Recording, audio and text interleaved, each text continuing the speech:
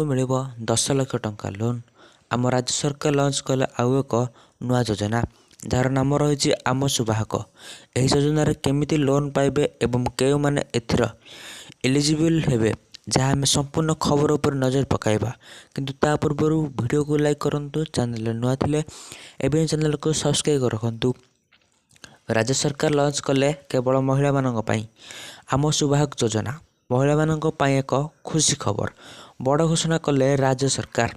पूर्व सरकार को स्कूटी योजनार बदली रूपरेख खूब शीघ्र आरंभ होब आम सुवाहक योजना। ए योजना माध्यम जन को 10 लाख टंका लेखाएं ऋण जोगाइबे सरकार एवं 4 वर्ष 1100 महिला को दिज्व कार।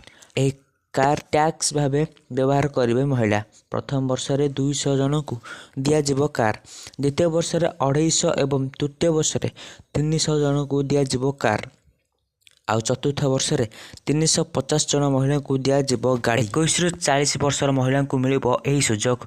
OSRTC और क्रू ड्राइवर को दिज्व अग्राधिकार। गाड़ी नेबा बेले 1 लाख टंका देबे महिला।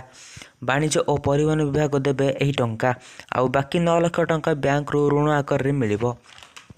एवं गाड़ी किणवार 3 मास पर आरंभ होब ऋण परिशोध प्रक्रिया। शुद्ध और वाणिज्य और बीमा बाबद 1000 टंका देबे सरकार। गाड़ी किणवा बाबद खर्च होब 110 कोटी।